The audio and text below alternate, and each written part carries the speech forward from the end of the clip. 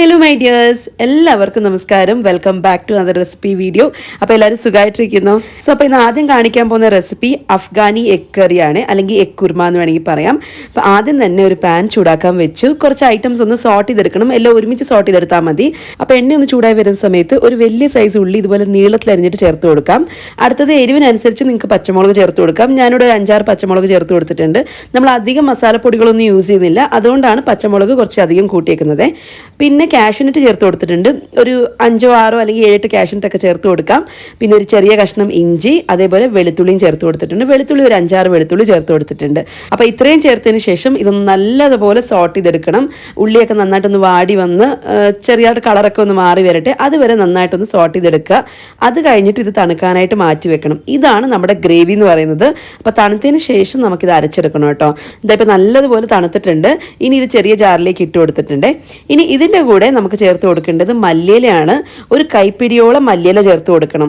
തണ്ട് അധികം ചേർക്കേണ്ട. തണ്ട് ചേർക്കുകയാണെന്നുണ്ടെങ്കിൽ ചിലപ്പോൾ ഇതിൻ്റെ കളർ മങ്ങാൻ സാധ്യതയുണ്ട്. അപ്പോൾ അതുകൊണ്ട് ഇല മാത്രം ചേർത്താൽ മതി കേട്ടോ. അല്ലെങ്കിൽ ചെറിയ ഇളം തണ്ടാണെങ്കിൽ കുഴപ്പമില്ല. എന്നാൽ മൂത്ത തണ്ടൊക്കെ ആണെങ്കിൽ ചേർത്ത് കൊടുക്കേണ്ട. അപ്പം പ്രോപ്പറായിട്ട് ഒരു ഗ്രീൻ കളർ കിട്ടത്തില്ല. ഞാനിപ്പോൾ കുറച്ച് വെള്ളം ഒഴിച്ച് നല്ലതുപോലെ അരച്ചിട്ട് മാറ്റി വെച്ചിട്ടുണ്ട്. ഇനി നമുക്ക് ഗ്രേവിയൊക്കെ ഒന്ന് ചൂടാക്കി എടുക്കണം. അപ്പോൾ അതിന് മുന്നേ സെയിം പാനിലേക്ക് തന്നെ കുറച്ചും കൂടി എണ്ണ ഒഴിച്ചു കൊടുത്തിട്ടുണ്ട്. എന്നിട്ട് കുറച്ച് മഞ്ഞൾപ്പൊടിയും മുളക് പൊടിയും ഉപ്പും ഇത്രയും ഒന്ന് ചൂടാക്കിയെടുത്തു, മൂപ്പിച്ചെടുത്തു. ഇനി ഇതിലേക്ക് നമ്മൾ നേരത്തെ തന്നെ വേവിച്ച് മാറ്റി വെച്ചിട്ടുണ്ടായിരുന്നു മുട്ട. അപ്പോൾ അതും കൂടി ഒന്ന് ചേർത്ത് കൊടുക്കുന്നുണ്ട്. അപ്പോൾ ചേർക്കുന്നതിന് മുന്നേ തന്നെ ഇതുപോലെ ഒന്ന് സ്ലൈസസ് ആക്കിയിട്ട്, സ്ലൈസ് അല്ല, ഒന്ന് വരഞ്ഞിട്ട് വേണം നമ്മൾ ചേർത്ത് കൊടുക്കാനായിട്ട്. നമ്മൾ സാധാരണ മുട്ടയിൽ ഇങ്ങനെ കുത്തറക്കയില്ലേ, അതുപോലെ തന്നെ ജസ്റ്റ് ഒന്ന് വരഞ്ഞിട്ട് ചേർത്ത് കൊടുക്കാം. അതാകുമ്പോൾ മസാല നന്നായിട്ട് പിടിച്ചോളൂ കേട്ടോ. അപ്പോൾ അതാ ഞാൻ മുട്ട ഇട്ട് കൊടുത്തിട്ടുണ്ട്. എന്നിട്ട് ചുമ്മാ ഒന്ന് ചൂടാക്കിയെടുത്തു. ജസ്റ്റ് ഒന്ന് ചുറ്റിച്ചിട്ട് ചൂടാക്കി എടുത്തിട്ടുണ്ട്. ഒരുപാട് നേരം ഒന്നിട്ട് ഫ്രൈ ചെയ്യേണ്ട ആവശ്യമൊന്നുമില്ല, ജസ്റ്റ് ഒന്ന് ചൂടാക്കി എടുത്താൽ മതി. ഇനി സെയിം പാനിലേക്ക് വീണ്ടും കുറച്ചും കൂടി എണ്ണ ഒഴിച്ചു കൊടുക്കുന്നുണ്ട്. എന്നിട്ട് എണ്ണ ഒന്ന് ചൂടായി വരുന്ന സമയത്ത് നമുക്കിതിലേക്ക് ഹോൾ സ്പൈസസ് ചേർത്ത് കൊടുക്കാം. ഞാനൊരു സിനമൺ സ്റ്റിക്കും പിന്നെ 2 ഏലക്ക 3 ഗ്രാമ്പു ഇത്രയും ചേർത്ത് കൊടുത്തിട്ടുണ്ട്. അത് കഴിഞ്ഞ് അതൊന്ന് മൂത്ത് വരട്ടെ. ഇനി ഇതിലേക്ക് നമുക്ക് ഗ്രേവി ഒഴിച്ചു കൊടുക്കണം കേട്ടോ. നമ്മൾ നേരത്തെ അരച്ച് മാറ്റി വെച്ചേക്കുന്ന ആ ഒരു ഗ്രേവി അങ്ങനെ തന്നെ ഒഴിച്ചു കൊടുക്കുകയാണ്. ജാറിൽ കുറച്ച് മാത്രം വെള്ളം ഒഴിച്ചിട്ട് ഒന്ന് ജസ്റ്റ് കഴുകിയെടുത്തു. ഒരുപാട് വെള്ളമൊന്നും ഈ സമയത്ത് ഒഴിക്കുന്നില്ല, ജസ്റ്റ് കുറച്ച് മാത്രം വെള്ളം ഒഴിച്ചിട്ട് ഒന്ന് കഴുകിയെടുത്തിട്ടുണ്ട്. ആ ഒരു വെള്ളം കൂടി നമുക്ക് ഈ ഗ്രേവിയിലേക്ക് തന്നെ ചേർത്ത് കൊടുക്കാം. എന്നിട്ടൊന്ന് ചൂടാക്കി എടുക്കണം. നന്നായിട്ടൊന്ന് മിക്സ് ചെയ്തിട്ട് ഇതൊന്ന് ചൂടാക്കി എടുക്കുക. 1 മിനിറ്റോ അല്ലെങ്കിൽ 1-2 മിനിറ്റോ ഒന്ന് ചൂടാക്കി എടുക്കാം. ഇനി ഇതിലേക്ക് നമുക്ക് തൈര് ചേർത്ത് കൊടുക്കണം. പുളിയില്ലാത്ത തൈര് വേണം കേട്ടോ ചേർത്ത് കൊടുക്കാനായിട്ട്. അത്യാവശ്യം കട്ടിയുള്ള പുളിയില്ലാത്ത തൈര് ചേർത്ത് കൊടുക്കുക. ഏകദേശം ഒരു 1/4 കപ്പോളം തൈര് ചേർത്ത് കൊടുക്കുന്നുണ്ട് കേട്ടോ. ഇനി ഇത് വീണ്ടും എല്ലാം നല്ലതുപോലെ മിക്സ് ചെയ്തെടുക്കുക. ഇതിനകത്ത് അധികം പണിയൊന്നുമില്ല, ജസ്റ്റ് ആ ഉള്ളി ഒന്ന് വഴറ്റിയെടുക്കേണ്ട ഒരു സമയം മാത്രമേ വേണ്ടൂ. ബാക്കിയെല്ലാം ഭയങ്കര എളുപ്പമാണ്. ഗ്രേവിയൊക്കെ ഉണ്ടാക്കാൻ ഭയങ്കര എളുപ്പമാണ് കേട്ടോ. ഇപ്പം നമ്മൾ തൈരൊക്കെ ചേർത്തിട്ട് എല്ലാം നല്ലതുപോലെ ഇളക്കിയല്ലോ. ഇനി ഇതൊന്ന് ചൂടാക്കിയെടുക്കാം. ജസ്റ്റ് 1-2 മിനിറ്റ് ഒന്ന് ചൂടാക്കി എടുത്താൽ മതി.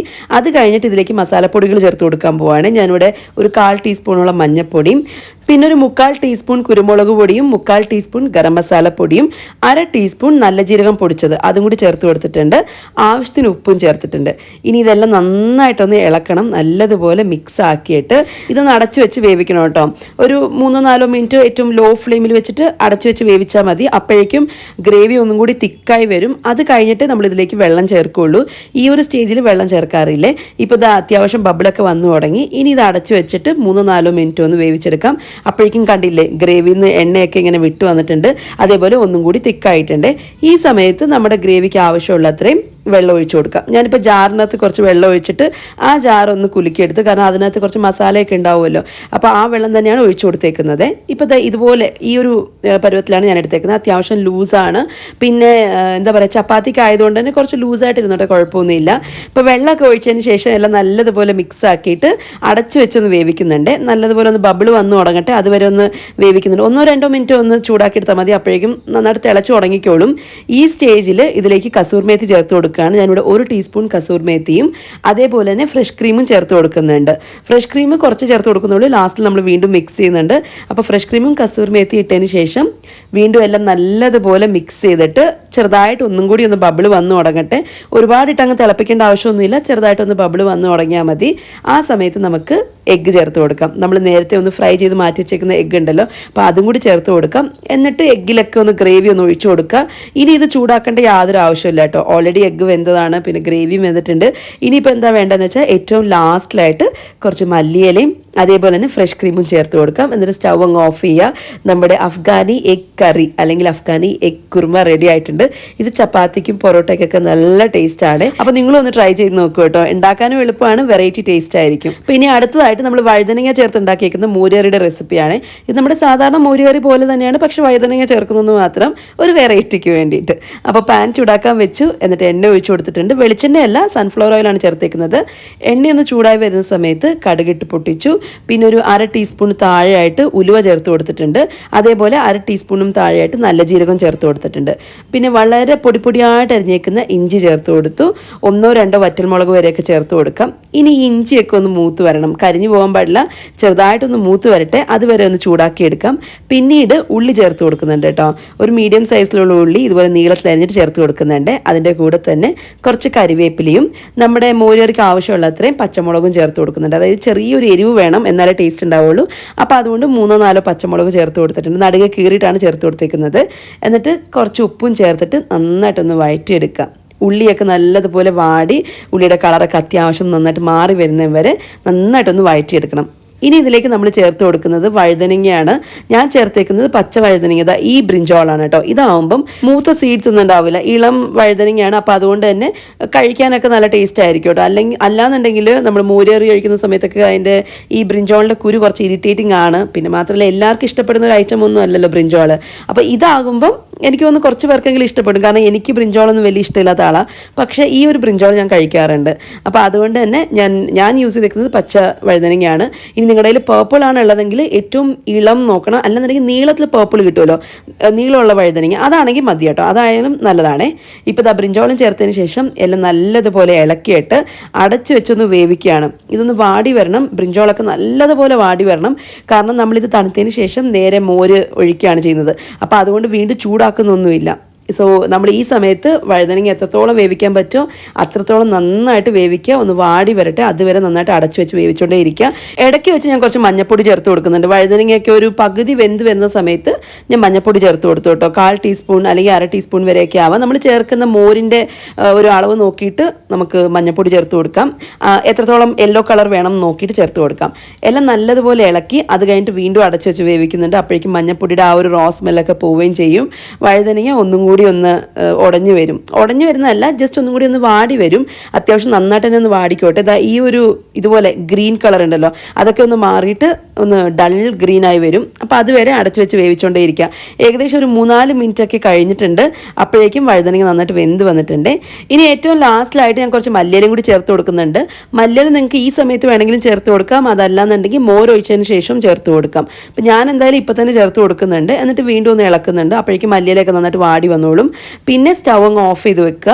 ചൂടോടുകൂടി നമ്മൾ മോര് ഒഴിക്കരുത്, അങ്ങനെയാണെന്നുണ്ടെങ്കിൽ മോര് പിരിഞ്ഞു പോകും. അപ്പോൾ അതുകൊണ്ട് തന്നെ ഇതങ്ങ് ഒന്ന് തണുക്കട്ടെ, അറ്റ്ലീസ്റ്റ് ഒരു 80% വരെയെങ്കിലും തണുക്കട്ടെ. അത് കഴിഞ്ഞിട്ട് നമുക്ക് തൈരൊന്ന് ഉടച്ചതിന് ശേഷം ചേർത്ത് കൊടുക്കാം. ഞാനിതിൽ വെള്ളമൊന്നും ചേർത്തിട്ടില്ല കേട്ടോ. ചിലപ്പോൾ മോരുകറിക്ക് വെള്ളമൊക്കെ ചേർക്കാറുണ്ടെങ്കിലും ഇന്ന് ഞാൻ എന്തായാലും വെള്ളമൊന്നും ചേർത്തിട്ടില്ല. ഇത് അത്യാവശ്യം കുറുകി തന്നെ ഇരുന്നോട്ടെ എന്ന് വിചാരിച്ചു, കാരണം ബ്രിഞ്ചോളൊക്കെ ചേർത്തതല്ലേ. അപ്പോൾ അതുകൊണ്ട് കുറച്ച് കുറുകിയാണ് ഈ കറി ഇരിക്കുന്നത്.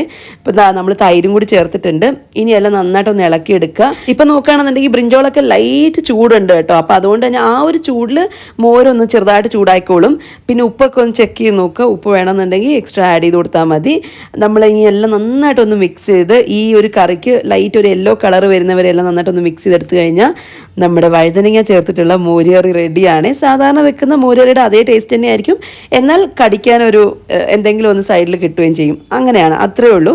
വലിയ പ്രത്യേകത ഇല്ലാത്ത ഒരു കറിയാണ്, പക്ഷെ നല്ല ടേസ്റ്റാണ്. നമുക്ക് ചോറിൻ്റെ കൂടെ ഒരു നേരം കഴിക്കാൻ പറ്റിയ ഒരു കറിയാണ് കേട്ടോ. അപ്പോൾ നിങ്ങളൊന്ന് ട്രൈ ചെയ്ത് നോക്കൂ. സാധാരണ മോരുകറിയിൽ നിന്ന് ചെറുതായിട്ട് ഒരു ഡിഫറെൻ്റ് ആയിട്ട് ഒരു ടേസ്റ്റ് ആയിരിക്കും. അപ്പോൾ അടുത്തതായിട്ട് അതിൻ്റെ കൂടെ കൊടുത്തു വിട്ടേക്കുന്ന ചീരത്തോരൻ്റെ റെസിപ്പിയാണ് പറയാൻ പോകുന്നത്. ഞാൻ എടുത്തേക്കുന്നത് അമരാന്തസ് ചീരയാണ് കേട്ടോ. സാധാരണ നമ്മൾ എപ്പോഴും കാണുന്ന സാധാരണ ചീര തന്നെയാണ്. അപ്പോൾ അത് കഴുകിയതിന് ശേഷം വൃത്തിക്ക് കട്ട് ചെയ്തിട്ട് അവിടെ മാറ്റി വെച്ചിട്ടുണ്ട്. ഇനി ഒരു പാൻ ചൂടാക്കാൻ വെച്ചു, എന്നിട്ട് എണ്ണ ഒഴിച്ചു കൊടുത്തു. എണ്ണ ഒന്ന് ചൂടായി വരുന്ന സമയത്ത് കടുകിട്ട് പൊട്ടിച്ചു. പിന്നെ കടലപ്പരിപ്പും കുറച്ച് നല്ല ജീരകവും ചേർത്ത് കൊടുത്തിട്ടുണ്ട്. ഒരു 1/2 ടീസ്പൂൺ നല്ല ജീരകം ചേർത്ത് കൊടുത്തേ. അത് കഴിഞ്ഞിട്ട് വറ്റൽമുളകും വെളുത്തുള്ളി വെളുത്തുള്ളിയും ചേർത്ത് കൊടുത്തിട്ടുണ്ട്. ഞാൻ വെളുത്തുള്ളി ചെറുതായിട്ടൊന്ന് ചതച്ചിട്ട് ചേർത്ത് കൊടുക്കുകയാണ്. എത്ര വേണമെങ്കിലും ചേർത്ത് കൊടുക്കാം, അതിന് പ്രത്യേകിച്ച് കണക്കൊന്നുമില്ല. എന്നാലും ഒരു 7-8 വെളുത്തുള്ളി ഞാനിവിടെ ചേർത്ത് കൊടുത്തിട്ടുണ്ട്. അത് കഴിഞ്ഞിട്ട് ഉള്ളി ചേർത്ത് കൊടുക്കുക കേട്ടോ. ചെറിയൊരു ഉള്ളി ഇതുപോലെ കട്ട് ചെയ്തിട്ട് ചേർത്ത് കൊടുക്കുന്നുണ്ട്. ഇനി ഉള്ളിയുടെ കളറൊക്കെ ഒന്ന് മാറി ചെറുതായിട്ടൊന്ന് വാടി വരുന്നതും വരെ ഒന്ന് ചൂടാക്കി എടുക്കാം. അത് കഴിഞ്ഞിട്ടാണ് നമ്മൾ ചീര ചേർത്ത് കൊടുക്കുന്നത്. പക്ഷെ അതിന് മുന്നേ കുറച്ച് മഞ്ഞപ്പൊടിയും കൂടി ചേർത്ത് കൊടുക്കണം. അതേപോലെ മുളക് പൊടിയും ചേർത്ത് കൊടുക്കുന്നുണ്ട്. കാരണം ഞാൻ ഇതിനകത്ത് പച്ചമുളകൊന്നും ചേർക്കുന്നില്ല. പച്ചമുളക് ചേർക്കുകയാണെന്നുണ്ടെങ്കിൽ നിങ്ങൾക്ക് മുളക് പൊടി കംപ്ലീറ്റ്ലി അവോയ്ഡ് ചെയ്യാം. ഞാനിവിടെ പച്ചമുളക് ചേർക്കാത്ത എന്താണെന്ന് വെച്ചാൽ മോളും കൂടി കഴിക്കുന്ന, മോൾക്ക് ഭയങ്കര ഇഷ്ടമാണ് കേട്ടോ ചീരത്തോരന്. അപ്പോൾ അവളും കൂടി കഴിക്കുന്നതുകൊണ്ട് അറിയാതെ ആയാലും പച്ചമുളക് കടിച്ചു പോകണ്ടെന്ന് വിചാരിച്ചിട്ടാണ് കുറച്ച് മാത്രം മുളക് പൊടി ചേർത്ത് കൊടുക്കുന്നത്. അപ്പോൾ ചെറിയൊരു എരിവൊക്കെ ഉണ്ടാവും, ടേസ്റ്റ് ഉണ്ടാവും. പിന്നെ ഈ ചീരയ്ക്ക് മുളക് പൊടി ചേർക്കുകയാണെങ്കിൽ ഒന്നും കൂടി ടേസ്റ്റ് ആയിരിക്കും കേട്ടോ. എൻ്റെ പേഴ്സണൽ ഒപ്പീനിയനാണ്. നിങ്ങൾ അങ്ങനെ ചെയ്യണമെന്നില്ല, പച്ചമുളക് ചേർത്താലും മതി. ഇപ്പോൾ ഞാൻ ക്ലീൻ ചെയ്ത് വെച്ചേക്കുന്ന ചീര ചേർത്ത് കൊടുത്തു. നമ്മൾ ചേർക്കുന്ന സമയത്ത് ഇത്രയും ഉണ്ടെങ്കിലും വെന്ത് വരുമ്പോൾ ഇതിൻ്റെ പകുതി പോലും കാണത്തില്ല. പിന്നെ ചീരത്തോരനാണെങ്കിൽ ഇവിടെ എല്ലാവർക്കും ഭയങ്കര ഇഷ്ടമാണ് കേട്ടോ. എൻ്റെ മോൾക്കടക്കം ഭയങ്കര ഇഷ്ടമാണ് ചീരത്തോരന്. അവൾ ഏത് ടൈപ്പ് ചീരയും കഴിക്കും.